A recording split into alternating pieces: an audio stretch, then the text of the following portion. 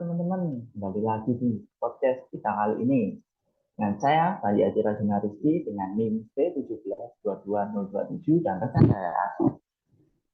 Saya Revan Ramadhani dengan NIM V1722058. Nah, pada kali ini kami akan menanyakan kabar kali ini. Gimana nih kabar teman-teman hari ini?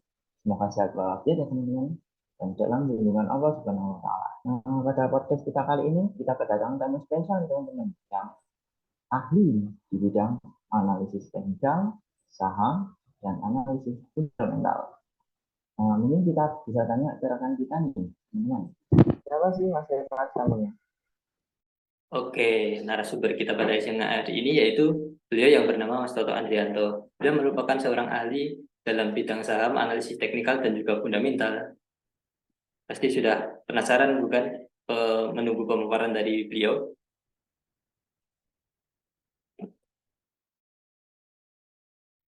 Nah, mungkin tanpa berlama-lama lagi teman-teman yang akan penasaran nih, siapa sih Mas Toto ini? Mungkin kita bisa ajak Mas Toto untuk join di podcast kali ini. Kita tunggu ya Mas Toto untuk join teman-teman. Mas Toto, selamat siang Mas. Apakah bisa terdengar jelas suara dari kita?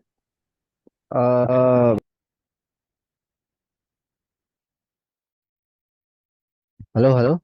Jelas-jelas, Mas. Ya. Oke Mas. Nah, Nah, oke. Ini aku terlihat jelas apa buram ya? Buram ya? Iya Mas. Kita bersihin dulu. Bentar. Ini laptop saya lagi dipakai sih. Tapi nggak apa-apa, ini pakai komputer. Tapi webcamnya kayaknya kurang bagus ya. Ya, siap. Tapi ini nggak apa-apa kayak gini. Tidak apa Mas. Nggak apa-apa ya? Sudah, ya, Oke. cukup jelas ya. Nah, Oke, Pak. Mungkin bisa berkenalan dulu nih Mas. Oke, siap. Perkenalkan ya, teman-teman. Terima kasih. Ini saya sangat eh, berterima kasih dan bangga juga nih diwawancara oleh teman-teman. Saya kira kesempatan yang susah juga ya. Mungkin saya bisa dalam hal ini membantu teman-teman juga dalam proses tugas ya. Perkenalkan saya Toto Andrianto. Saya advisor di BRI Dana Reksa Sekuritas. Jadi kalau kita perhatikan dulu namanya Dana Reksa Sekuritas ya. Diakuisisi oleh BRI dikarenakan BRI belum mempunyai sekuritas sendiri, maka kita ada merger dan acquisition juga dari program BUMN. Dan kita diakuisisi 2018, jadi namanya berubah menjadi BRI Dana Reksa Sekuritas. Jadi sekarang kita berada di naungan atau anak usaha dari BRI ya, BRI Group ya. Jadi BRI ini cukup luas, artinya perusahaannya, anak usahanya cukup banyak, termasuk sekarang ada PNM dan Pegadaian. Nah, posisi saya bergabung dengan Dana Reksa atau BRI Dana Sekuritas ini dari 2017. Dan ketika itu juga saya masih mahasiswa ya di semester 6 ketika itu. Semester 7 lah ya. Beda alhamdulillah sih sampai selesai di situ juga proses penerimaannya juga ketika lowongannya emang wajib mempunyai ijazah S1 ya. Jadi ketika sudah lulus ya baru diangkat menjadi pegawai. Nah, itu mungkin ya untuk perkuliahan saya S1 di Universitas Langlang Buana lulus di 2017 ya. Terus lanjut di S2-nya untuk S1-nya jurusan manajemen, S2-nya lanjut manajemen keuangan ya. Sama di Universitas Langlang Buana itu 2019. Jadi habis S1 langsung lanjut S2. Dan untuk secara umum sertifikasi sih sama ya. Saya terakhir ini ada WPPE. WPPE ini saya coba cek dulu berkasnya. Tadi saya sudah print ya. Untuk WPPE-nya ini ya teman-teman. Saya dulu sama nih dari Teach Me juga ya. Saya lulusan Teach Me. Ini saya WPPE-nya 2016 ya. Jadi ketika semester 6 atau semester 4 saya lupa deh. Itu saya ikut ujian sertifikasi ini ya. Ketika itu emang cukup murah ya. Dan saya tertarik sertifikasi ini karena tadi biayanya murah itu dan ada program kewajiban dari kampus harus milih satu gitu ya antara pajak sama sertifikat ini. Saya pilih yang ini. Sertifikatnya 2016. Nah, saya ajukan untuk SKOJK ya. Karena untuk seorang broker itu wajib mempunyai SKOJK. Jadi nggak cuma sertifikat saja, ini kita ada SKOJK-nya. Nah, untuk SKOJK-nya saya ajukan di 2017. Ini perpanjang ya kemarin 2021. Jadi SKOJK ini nanti diajukan saja kalau sudah sertifikat dan jangan lupa nanti diperpanjang sesuai aturannya ya. 3 tahun biasanya. 2 sampai 3 tahun. Itu sih teman-teman. Jadi kalau menjadi broker atau menjadi bagian dari sekuritas itu minimal mempunyai sertifikat ini gitu. Dan saya kira saya sebagai advisor juga harus mempunyai hal tersebut. Mungkin itu perkenalannya cukup atau gimana? Oke, Mas. Baik. Hmm. Tanpa berlama-lama lagi, kita lanjut pada bincang-bincang siang hari ini ya, Mas. Oh, boleh, boleh, boleh. Ya, Siap. siap, Oke. siap. Hmm. Oke. Mungkin untuk mengawali nih, Mas, pertanyaan yang pertama nih. Hmm. Dari kami ingin bertanya, mungkin bisa dijelaskan, Mas, mengenai jenis-jenis saham berdasarkan pembagian sektornya di Bursa Efek Indonesia itu ada apa saja begitu? Boleh. Saya izin share aja ya. Baik, Mas. Oke, siap. Ini masih disable ini ya. Mohon di itu dulu. Oh, udah. Belum, belum ya. Masih belum. Ah, udah bisa ya.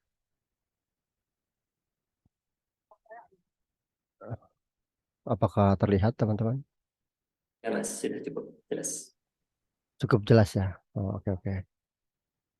Jadi untuk pertanyaan pertama ini sebetulnya dasar ya. Jelaskan jenis-jenis saham ini berdasarkan pembagian sektornya ya. Teman-teman ini kalau lihat sektornya, ini ada 10 ya. Kalau kita lihat di sini. 9 ya, 9 sektor ya. 9 sektor ini artinya berdasarkan klasifikasi ya. Di 9 sektor ini juga ada yang namanya subsektor ya. Jadi subsektor ini tujuannya untuk kalau sektornya itu secara umum, contoh nih, ada pertanian ya. Di pertanian ini juga ada jenisnya, subsektornya ada peternakan, tanaman, perikanan, kehutanan, perkebunan, dan lain-lain. Artinya kalau subsektor ini ibaratnya pertengahannya lah secara umumnya gitu ya. Nah ini dibagi menjadi 9, yaitu ada sektor pertanian, sektor industri dasar dan kimia, terus ada sektor industri barang konsumsi, sektor keuangan, infrastruktur, utilitas transportasi, tambang, aneka industri, properti perumahan, dan terakhir layanan perdagangan dan investasi. Ini teman-teman bisa dapat di Google banyak ya terkait sektor ini maupun di apa channel IDX ya. IDX ini sumbernya banyak. Ini saya ambil dari IDX Finance atau IDN Finance. IDN Finance nanti saya share aja kalau perlu linknya ya. Untuk menjawab pertanyaan itu mungkin itu ya. Nanti kalau subsektornya teman-teman tinggal cek saja di sini cukup banyak ya. Jadi di bagian keuangan di sini ada bank, ada institusi keuangan, ada asuransi, dana investasi dan reksadana serta perusahaan sekuritas. Nah, itu mungkin untuk menjawab pertanyaan nomor satu. Oke, baik. Berarti ada 9 sektor jenis sektor saham ya, Mas, ya, di Indonesia ini dalam Betul, ya betul sana. betul. Siap. Oke. Oke, tanpa berlama-lama lagi, kita lanjut masuk ke pertanyaan yang kedua. Akan Ya. disampaikan oleh teman saya. Silakan. Nah, mungkin dari saya, mungkin pertanyaan kedua nih, Mas. Hmm. Bisa dijelaskan analisis fundamental itu dan bagaimana cara kerjanya, Mas? Oke, untuk menjawab pertanyaan nomor 2 ya, ini jelaskan analisis fundamental dan bagaimana cara kerjanya. Ini mungkin agak luas ya secara umum ya. Tapi secara umum dulu nih pengertiannya ya teman-teman ya. Secara teori, jadi eh, fundamental ini atau analisis analisis ya itu mengenai uang lah ya yang pertama ya. Jadi untuk menganalisa perusahaan secara umum itu akibatnya dari uang dulu. Jadi uang kita yang kita tanam itu harus menghasilkan cuan ya kan. Jadi tujuan investasi itu kan awalnya dari uang. Kita cara mengatur uang. Uang yang kita tanamkan itu harus menghasilkan cuan. Nah, untuk menghasilkan cuan ini kita harus menganalisa secara fundamental ya, atau fundamental analysis. Nah, fundamental analysis ini sama dengan, yaitu artinya pengertiannya menilai perusahaan. Jadi secara umum fundamental analysis ini kita menilai perusahaan berdasarkan skor. Jadi perusahaan ini gimana nih skornya gitu kan. Beberapa skor itu nanti dilihat dari rasio keuangannya. Nah, yang ketiga, uangnya supaya cuan itu sama aja dengan kita, uang yang kita gunakan, yang kita titipkan itu diinvestasikan di perusahaan gitu ya. Jadi secara umum uang yang kita investasikan itu kita titipkan di perusahaan atau kita beli perusahaan tersebut. Kita berharap suatu saat ya, atau tahun depan atau rentan waktu berikutnya itu bisa menghasilkan keuntungan perusahaan tersebut. Nanti hasil keuntungan tersebut akan dibagikan sebagian ke investor. Nah, itulah tujuannya ya, daripada investasi. Dan nanti fundamental ini menjadi instrumen penting ketika kita menganalisa sebuah perusahaan. Di sini juga ada pepatah yang penting kita ketahui dari Peter Lynch ya. Ini investor yang sukses ya, di pasar modal US. Jadi ketahui apa yang Anda miliki dan ketahui mengapa Anda memilikinya.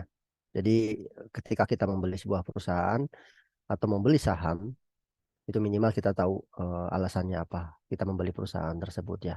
Dan secara detail gitu ya, alasan kenapa kita membeli perusahaan tersebut.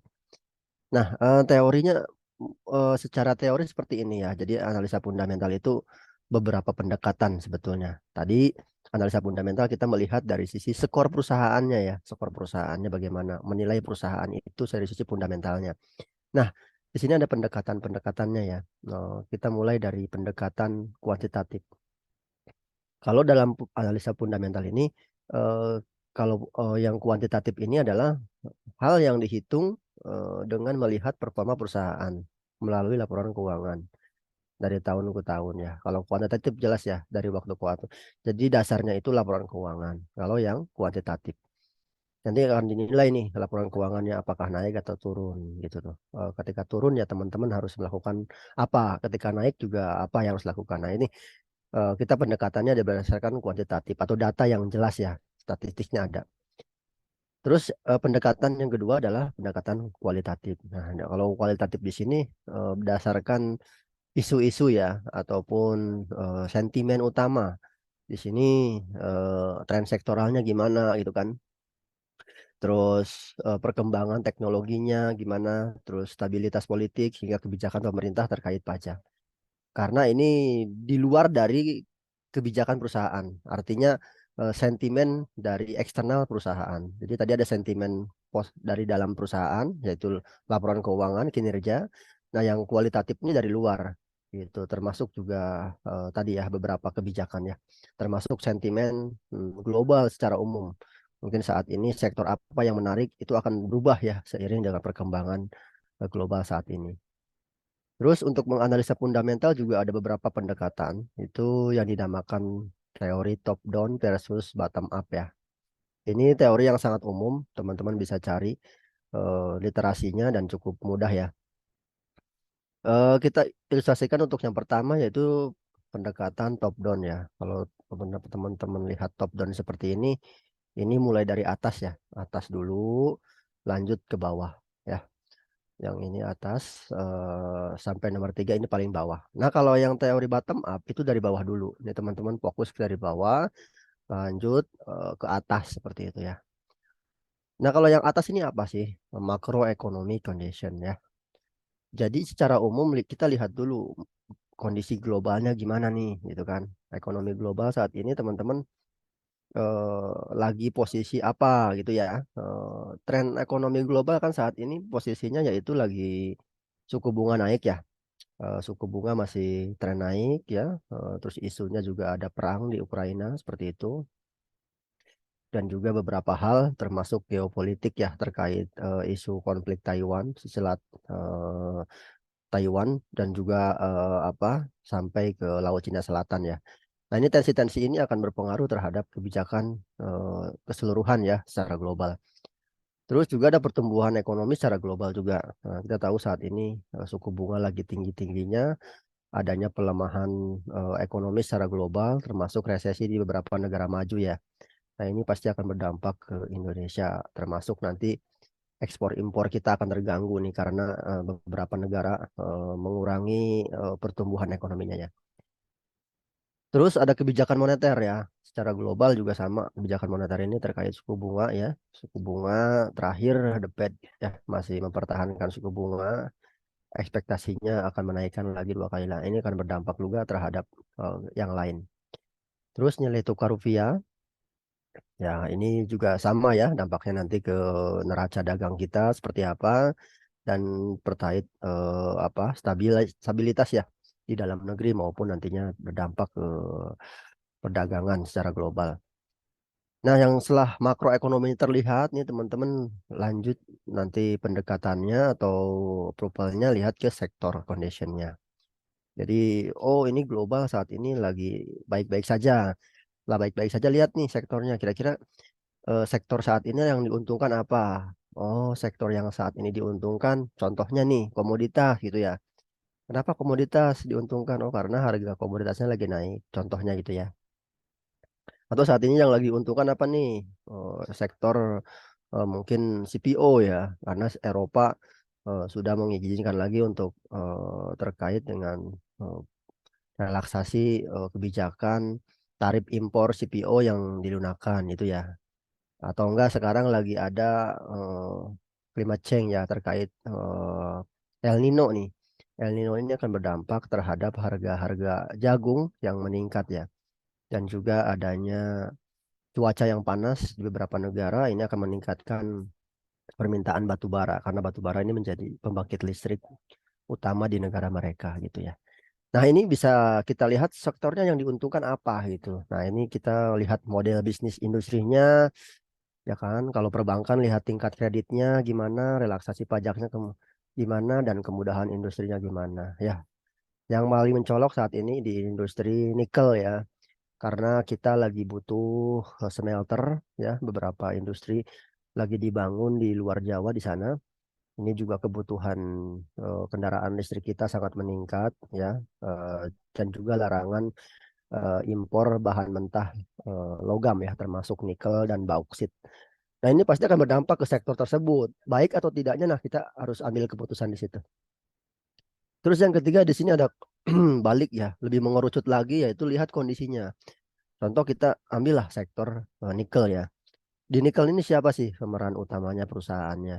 Ya, kalau kita lihat di sini ada Inco ya, ada Antam, ada BRMS, Bumi Resource ya, beberapa 3 perusahaan ini contoh ya. 3 perusahaan ini. Nah, di antara 3 perusahaan ini kita bandingkan juga antara Inco, Antam, BRMS, mana yang paling profit, akses legalitasnya perusahaan gimana, terus manajemennya bagaimana, bagus atau tidak, terus ESG-nya bagus atau tidak. Dan dari situ kita bisa pilih 1 2 saham aja.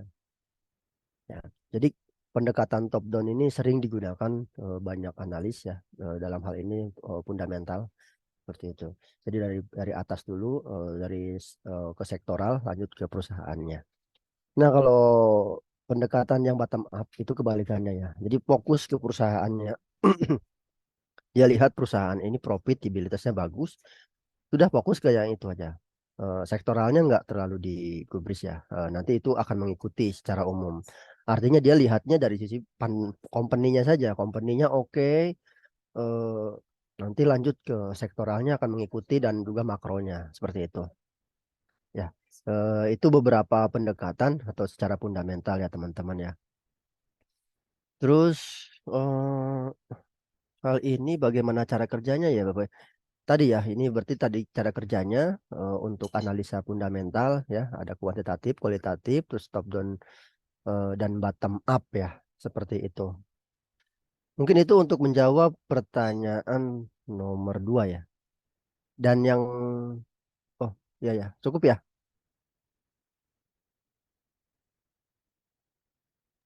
Ya, baik Mas. Cukup. Oke.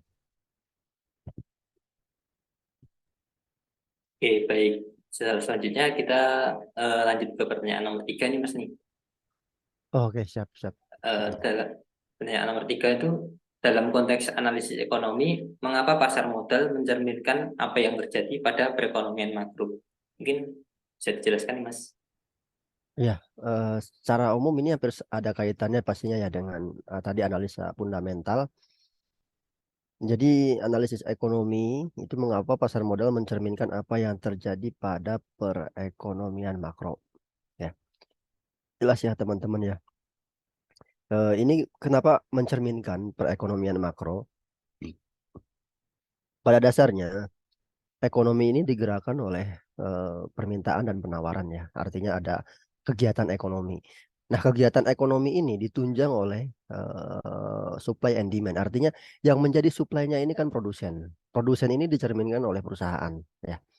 Yang menjadi demand-nya ini adalah masyarakat. Termasuk juga perusahaan itu sendiri kan ya menjadi demand. Ya artinya eh, ke ekonomi itu bergerak ketika ada dari penawaran maupun permintaan itu sendiri ya. Dari perusahaan nanti akan dikirim barangnya ke konsumen, di situ ada transaksi, ini akan bergerak terus seperti itu ya. Artinya mempunyai dampak yang luas dari sisi kegiatan ekonomi di situ. Nah, ini bisa mencerminkan kegiatan ekonomi. Kenapa pasar modal ada kaitannya dengan kegiatan ekonomi? Jelas ya. Karena perusahaan-perusahaan saat ini itu yang tercatat itu ada 850 perusahaan ya. Bayangkan teman-teman 850 perusahaan itu terbuka atau TBK. Jadi barang-barang yang kita konsumsi saat ini termasuk juga mungkin komputer yang saya pakai gitu kan, kendaraan yang saya pakai, terus peralatan yang saya pakai termasuk mungkin HP dan semuanya yang saya gunakan ini adalah punya atau yang dipunyai oleh perusahaan terbuka. Otomatis perusahaan terbuka ini pasti akan berpengaruh besar terhadap tercermin dari pasar modal ya. Mereka karena sudah terbuka, laporan laba ruginya dia keluarkan, di situ ada apa pembelian dan penjualan sahamnya, dia membagikan dividen juga. Nah, ini pasti akan berdampak ya. Makanya ketika pasar modalnya turun, ini mencerminkan juga kondisi makroekonominya juga kecenderungan turun. Kita lihat dari sisi teman-teman ya, kita lihat pergerakan IHSG sendirilah. Ketika awal pandemi, IHSG kita itu cukup turun signifikan ya, turun signifikan di situ. Ketika di China ada isu COVID-19, terus ada kasus pertama kali di Indonesia, IHSG kita itu langsung anjlok. Bahkan turunnya sampai kisaran 40% nih teman-teman. Bayangkan ya, 30 sampai 40%. Itu penurunan di awal ya. Nah, ketika beberapa bulan kemudian ekonomi kita juga sangat melemah ya, dari 5% malah jadi minus. Nah, ini indikasinya apa? Jadi ketika IHSG atau pasar modal kita turun, maka kemungkinan juga makronya turun pada saat itu juga. Nah, karena kan makro itu dicatat data historis ya. Contoh PDB kita 2022 itu kan kita lihatnya itu datanya di 2023. Artinya kan makronya mengikuti beberapa bulan kemudian. Artinya apa? Leading indikatornya ada di pasar modal. Ketika pasar modal kita naik, kemungkinan ya makronya juga beberapa bulan kemudian akan naik gitu. Datanya pasti akan nyusul gitu ya. Jadi bisa disimpulkan udah banyak kasus juga itu ya sangat erat ya kaitannya ya. Yang sangat mencerminkan gitu ya IHSG itu dengan kondisi makro. Termasuk juga terlihat dari eh, real ya pertumbuhan laba perusahaan. Ketika perusahaan-perusahaan yang terdaftar di IHSG atau di pasar modal itu mengalami kenaikan, maka makro kita juga akan terlihat pertumbuhan makronya akan naik ya. Selanjutnya juga kebalikannya ya, ketika profitabilitas dari perusahaan-perusahaan di pasar modal kita itu turun, maka dipastikan juga pertumbuhan ekonomi secara makro itu turun gitu. Tercermin ya teman-teman ya, ketika teman-teman punya semua barang yang ada sekarang ini, ya itu pasti akan menggerakkan ekonomi. Dan itu juga tadi sudah saya jelaskannya secara detail gitu. Ya intinya ini sudah terlihat ya dari PDB, inflasi suku bunga, PMI, tenaga kerja, ini juga akan berpengaruh terhadap perusahaan itu. Atau sebaliknya perusahaan itu akan mempengaruhi ini semua ya, makro fundamental ini semua gitu. Jadi kesimpulannya analisa ekonomi ini mencerminkan perekonomian makro ya jelas ya. Dan datanya sudah sangat jelas. Seperti itu mungkin untuk menjawab pertanyaan nomor 3 Mas. Oke, baik. Terima kasih Mas atas penjelasan dari jawaban soal nomor 3 ini. Oke. Oke, tanpa berlama-lama lagi, kita lanjut saja ke pertanyaan nomor 4, akan disampaikan oleh teman saya. Hmm. Ya, baik Mas. Untuk pertanyaan nomor 4, mungkin bisa dijelaskan analisis fundamental dalam saham jika ada analisis teknikal. Mungkin bisa dijelaskan lebih detail apakah analisis teknikal itu dan bagaimana cara kerjanya. Oke. Selain di sini ya analisa fundamental, dalam analisis saham juga dikenal dengan analisa teknikal ya. Oke, untuk penjelasannya seperti ini. Jadi kalau secara umum analisa teknikal itu metode analisa dalam menilai suatu pergerakan suatu perusahaan dari terbentuk dari harga saham ya. Ini dengan melihat harga saham dan volume perdagangan atau data historisnya. Jadi data yang terkumpul ya kan dari pergerakan satu saham ini. Contoh hari ini pergerakan saham di lever ya. Oh dia naik 1% gitu ya ke 4.500. Besoknya turun lagi, naik lagi. Seperti itu terus ya. Nah itu bisa membentuk pola ya. Pola-pola tertentu. Nah itu digambarkan dengan chart seperti itu. Jadi di sini yang kita tentukan adalah harga atau yaitu price ya. Ini digunakan untuk memberikan nilai finansial pada suatu produk ataupun jasa. Jadi harga ini menentukan juga ya. Artinya menjadi acuan untuk melihat data historikalnya atau nanti berbentuk chart ya. Terus yang kedua volume, yaitu ini mencerminkan jumlah saham atau kontrak yang diperdagangkan dalam periode waktu tertentu gitu. Nah, ini juga menjadi data utama dalam analisa teknikal gitu ya. Terus secara umum ini sedikit ya. Jadi sedikit mengulas terkait sejarah ya. Enggak terlalu panjang tapi nggak apa-apa. Analisa teknikalnya nih teman-teman. Jadi memperhitungkan berdasarkan Down teori di sini ya, yaitu semua instrumen berita yang muncul ya, itu tidak ini akan menyerap semua informasi tersebut. Jadi ketika harga itu naik, harga itu turun, ini semua adalah berdasarkan data yang ada, ada price, discount, everything. Terus yang kedua prinsipnya yaitu indeks bursa itu saling mengkonfirmasi satu sama lain. Jadi ketika ada pergerakan di negara US turun tajam, itu kemungkinan akan berdampak juga ke saham yang ada di kita gitu kan. Nah, akibat dari apa saling kolaborasi ini maka ditentukanlah analisa teknikal itu. Terus harga saham memiliki tren ya. Jadi teman-teman kalau kita lihat data tadi naik turunnya itu kalau kita cermati itu bisa di garis lurus ya, garis naik maupun turun maupun sideways. Nah, ini dimakan dengan tren bearish, bullish maupun sideways ya. Ada 3 tren secara umum. Terus yang keempat, tren itu sendiri yaitu tadi ya, naik, sideways maupun turun.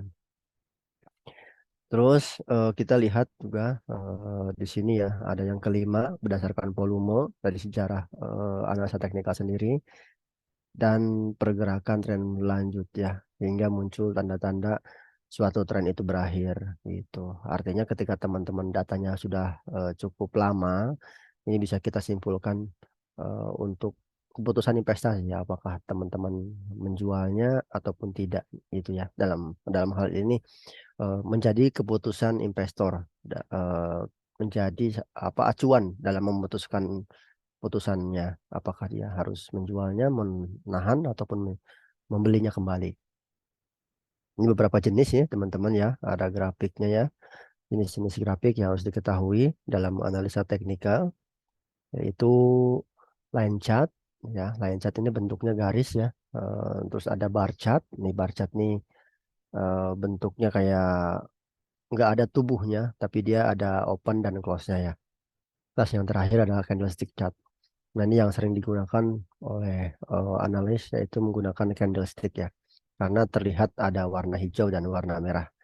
Ya, ketika warnanya hijau, maka ini dipastikan dia mengalami kenaikan dibandingkan dengan harga opennya ya. Terus ketika merah ini mengindikasikan sahamnya lagi mengalami penurunan ya. Jadi dia close-nya itu di bawah harga opennya. Nah, dari sisi analisa teknikal tadi ada 3 jenis tren ya. Ada trennya naik maupun yang di sini ya tren bullish naik.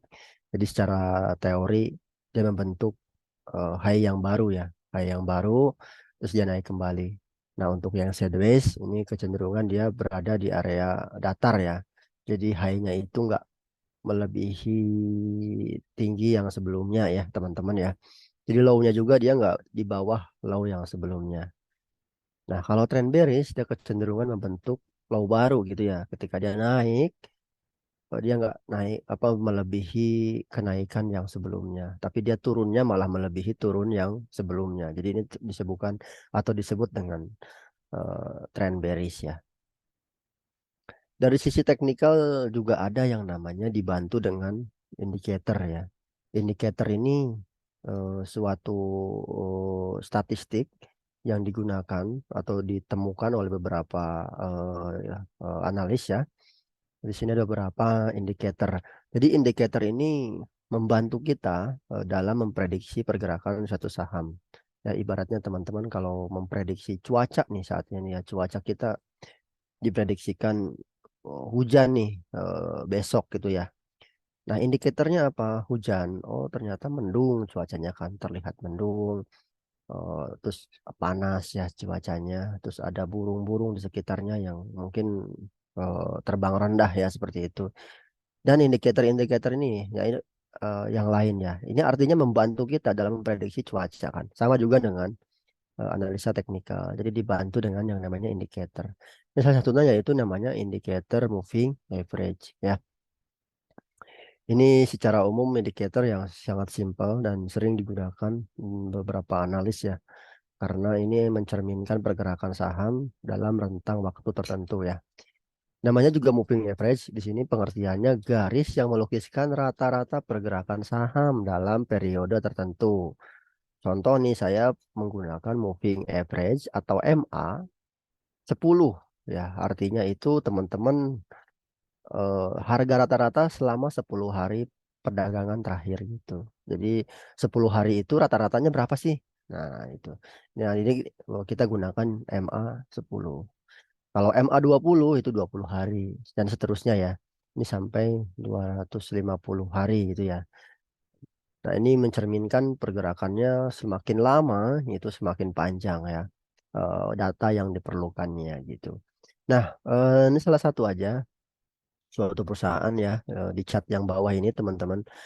Nah, dia ada indikasi ya ketika saham ini menyentuh garis MA ini. Di sini kita gunakan salah satunya MA 20 ya. Dia kecenderungan naik lagi. Jadi teman-teman belinya kapan? Yaitu belinya ketika perusahaan ini secara cat ya dia menyentuh garis MA 20 ini teman-teman disarankan untuk buy gitu. Nah, ini terlihat dari data historical dia ketika menyentuh MA 20 atau iya ya secara umum maka trennya masih up ya. Ini teman-teman disarankan untuk buy. Nah, sell-nya itu kita lihat saya tentukan ya sesuai targetnya berapa. Nah, jualnya kapan? Jualnya ketika ada indikasi dia break di MA 20 breakdown ya. Jadi dia melewati MA 20 di bawahnya dan itu beberapa waktunya dia nggak bisa lagi nguat atau break atas lagi. Besoknya turun. Nah, ini teman-teman di apa ada sinyal untuk jual seperti itu. Jadi secara secara secara umum ini membantu kita dalam menganalisanya ya. Nah, ini sama juga baiknya kapan ketika dia break atau lewati garis MA 20. Ini garisnya lewatnya kemana? Ke atas atau ke bawah? Nah, kalau ke bawah teman-teman jual, kalau ke atas teman-teman beli gitu. Jadi secara sederhana ya, salah satu indikator yang membantu analisa teknikal ya teman-teman ya. Mungkin itu ya untuk menjawab pertanyaan nomor 4. Ya, baik Mas, terima kasih atas pemaparannya. Nah, mungkin pertanyaan selanjutnya bisa ditanyakan oleh rekan. Oke, lanjut pertanyaan terakhir nih Mas, nomor 5 nih. Mm-mm. Secara singkat saja, menurut Mas Toto, manakah yang lebih baik antara analisis fundamental dan juga analisis teknikal nih? Bisa dijelaskan berdasarkan pendapat Mas Toto mungkin itu. Oke ya, kita lihat dulu beberapa perbedaan di antara dua jenis analisa ini ya, teman-teman ya. Pola fundamental sendiri ini harga pasar tidak selalu mencerminkan kondisi yang sebenarnya. Nah, itu ya.